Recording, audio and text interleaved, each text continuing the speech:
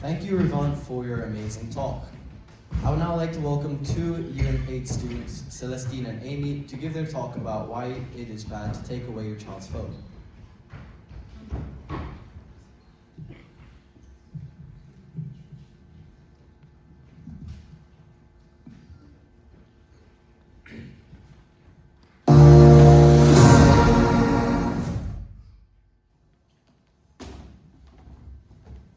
Hey, I told you to take out the trash. I'll do it later. Now! It's just a stupid bag of rubbish. It's that phone, isn't it? Hand me that phone, young lady. Hi, we're Celestine and Amy, and we're not just kids who use phones. We're here to explain why confiscating our devices is a punishment that backfires. Some of you might ask yourselves, is taking away your child's phone really a good idea? On the surface, taking away your child's phone might seem like the most effective way to discipline. They misbehave, therefore they lose their device. Simple, right? It's immediate, it's effective, and it gets a reaction. But is that really the best option? 6 in 10 parents admit that they spend much more time on their phones than their kids do, and 69% of parents have reported that their kids spend an average of 3+ hours on their devices. But in real life, your kid's device is their connection to their social life, their entertainment, and majority of the time their homework assignment. Taking away their phones won't make them more responsible. It'll only make them better at sneaking behind your back.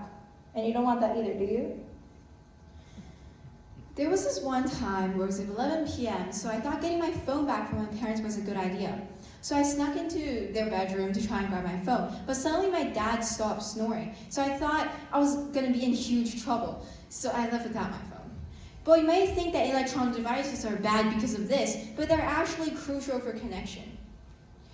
Taking away your child's phone isn't effective punishment. It leads to isolation and creates struggles instead of teaching responsibility. Kids like us need social interaction, not only seeing friends at school, but also video calling or texting. Some might say that we should spend more time bonding with our parents, but many parents have long working hours, so there isn't much time. Discipline has to make sense. If they forget to do their chores, does banning games make them more responsible? When they talk back, does removing screen time fix their attitude? No. Real-world mistakes have real-world consequences. So should discipline. If they miss curfew, then they stay in next weekend. If they forget to do their laundry, then they wear smelly, wrinkled clothes. The goal isn't obedience, it's responsibility. One simple starting point that doesn't include taking away their phones 24/7 is to establish a very firm no screen zone. For example, the dinner table. This sets boundaries to where the phone could be used. But this only works if both the parents and children respect this rule. If I saw my parents ignoring this rule, I'd ignore it too because it wouldn't feel fair. One day your child messes up and you're frustrated. The attitude, the eye roll, maybe it's not even about the trash. Maybe they bombed a test, a friend embarrassed them. Maybe they're just overwhelmed. You don't have to let it slide, but one simple question could make a difference. Hey, what's going on? You don't usually talk to me like that. Listening to them doesn't mean letting them off the hook. It means actually fixing the behavior and not just shutting it down. Kids are actually really sensitive and they feel a lot, but they don't want to tell anyone, and they just let that bad attitude simmer.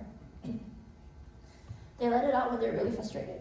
Don't jump to quick conclusions. Think about it first. Anger is usually a secondary emotion. Anger is usually a secondary emotion caused by something first. The more you scold your kid, the less they tell you. Don't cut your kid off, cut the problem off. Something that you should also consider is that they may just be having a tough day. Maybe they had an argument with their friend. This doesn't mean you should ignore the behavior, but try to understand what's causing it. Ask yourself, what's going on? When you listen, your child feels more understood and valued. It's not about letting them get away with it. It's about addressing the behavior more effectively than just yelling. When you take away our phones, it's more than just removing a device. You think phones cause us to misbehave, but they're actually vital for staying connected. In Hong Kong, many parents have to work long hours to provide for their kids, but we kids often feel isolated.